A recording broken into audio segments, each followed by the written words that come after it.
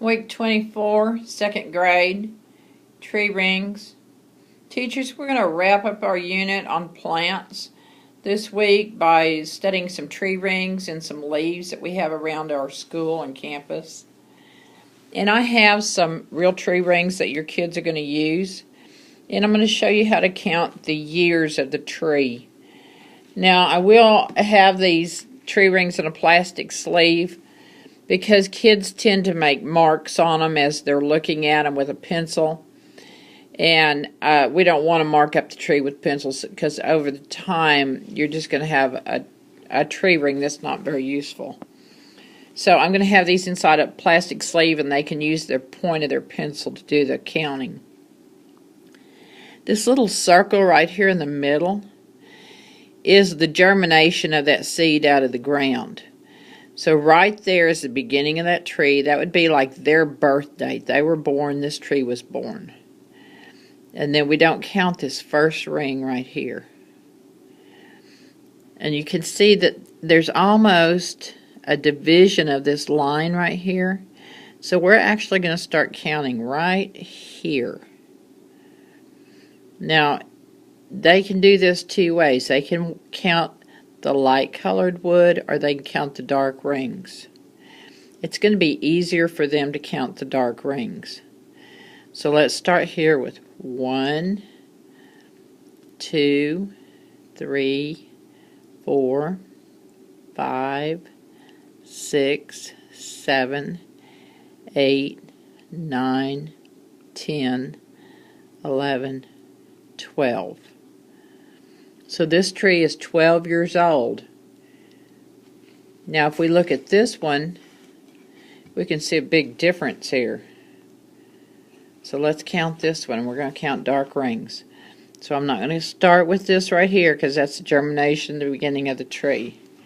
So I'm going to start with that first ring right there. 1, 2, 3, 4, 5, 6, 7, 8, 9. This tree's 9 years old. But you know, this is sure a good comparison of two trees of two different sizes. But why does this one have so much more light colored wood in between the rings than this one? Well, you need to explain to kids that a tree ring will tell the scientists that are reading these tree rings what the climate was in that region for that period of time. Because this indicates, this light colored wood here indicates the amount of rainfall that was received that year. So we can tell by looking at this one that, you know, it's pretty even. So there wasn't a great deal of rainfall any one year, nor was there a drought.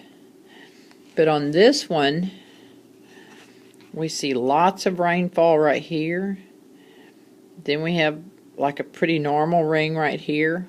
But then we have a great big rainfall both of these years right here. And then back to regular normal rainfall. This right here might have been a drought. Kids could actually, you know, when they get older, go back and look at the records and see that there was a tremendous amount of rainfall maybe these 3 years in a row. And then it may have gone back to normal, or it may have been a drought. They'd have to know that. So that's what tree rings tell scientists. The outside of the ring is like their skin. It's their protection. If there's something wrong with the tree, for example, I have a picture of a tree right here that has some damage to it. Now this is just a piece of paper that I got off the internet. But something's happened to this tree right here. It could have been hit by lightning right here. There could have been a forest fire. This right here, this damage right in here. It could have been a tree fell over on it when it was very young. You can see it happen when it was a very young tree. And eventually maybe it rotted and fell off, and then it began its normal growth out here. And you can compare this to a little kid who maybe at 3 or 4 breaks his arm, but his body heals it up from the outside. Like you can't tell A year later, the kid had a broken arm, but if the doctor were to do an x-ray, he could still see the break in the arm. It's going to be there for the rest of his life. It's healed up, but the visible evidence is still there on the bone. So tell kids that this tells scientists a lot about what happened here in this area. So we're going to have some of these paper ones on the table. We're going to have some real tree rings that they can count.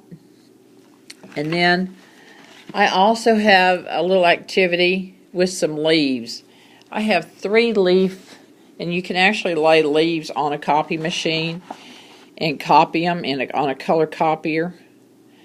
And that way you don't have to keep preserved leaves anywhere. They're just on a piece of paper and they look real. They are real.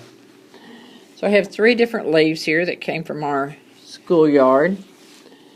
And I have some of these little flip books that are fun for kids to kind of try to find out what those are. And what I did was I went through here. If they're flipping through all of this, they're going to find them towards the back.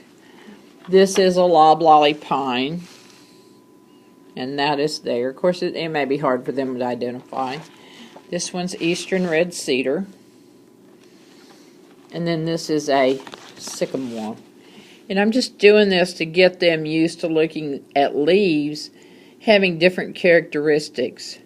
But the scientists use that shape to identify. For example, I wouldn't look this leaf up right here by saying, well, maybe it's this leaf right here in this book, because it doesn't even have that shape. So shape is one of the reasons that we classify leaves. So we have this 5-star, we have needles, and then we have other needles. So I just thought I'd lay that on the table while we were doing trees. The last activity that we're going to do with kids is they're going to make their own tree ring. And we're going to start with a green dot right in the middle of our plate. And then I'm going to take my brown pen, I hope it's brown, or whatever pen you happen to have, and I'm going to start making rings. And this is 2nd grade, so they're about 7 to 8 years old. So I'm going to go 1, 2, 3, 4, 5, 6, 7. Now I couldn't do mine very straight with my arms reached out there like that. But now I'm going to do some dating here. Like most of them probably know what day they were born. So let's say I was born 2/20/14. I'm going to put my birth date in that middle one. Then they're going to name some things that happened to them in their life. And you might help them get started because they're not going to remember this. But like you learned to walk your first year. Maybe they learned to talk their 2nd year. They're not going to remember that. They're going to think they were born talking. Then at 3, maybe they got a dog. And they probably don't have any memories of 3. At 4, maybe they got a bike. I don't know how old they are when they rode a bike. Maybe they went on a vacation when they were 5. Or another thing they could say is they started school. Started school. And I know it's going to be hard for them to write in their rings. And I'm doing this real messy because I'm reaching way away from my camera. And then that 6th year, maybe they lost their teeth. And maybe I need to add another ring. So I'm going to add me another ring, I see. So I really need my 7 rings. And maybe they started playing baseball or won baseball. Whatever their memory is, you know, you might have to help them along here. But they can put whatever they want on their rings. But start with their birthday and then help them through these. Then we need our student name on here. Up at the top. And then how old is their tree? Maybe their tree is 8 years old. So then we'll have some tree rings we can put out in the hall, and they can see what other kids do. Now you can change this writing around however you want, and they can certainly make it neater. But that's what we're going to do next week.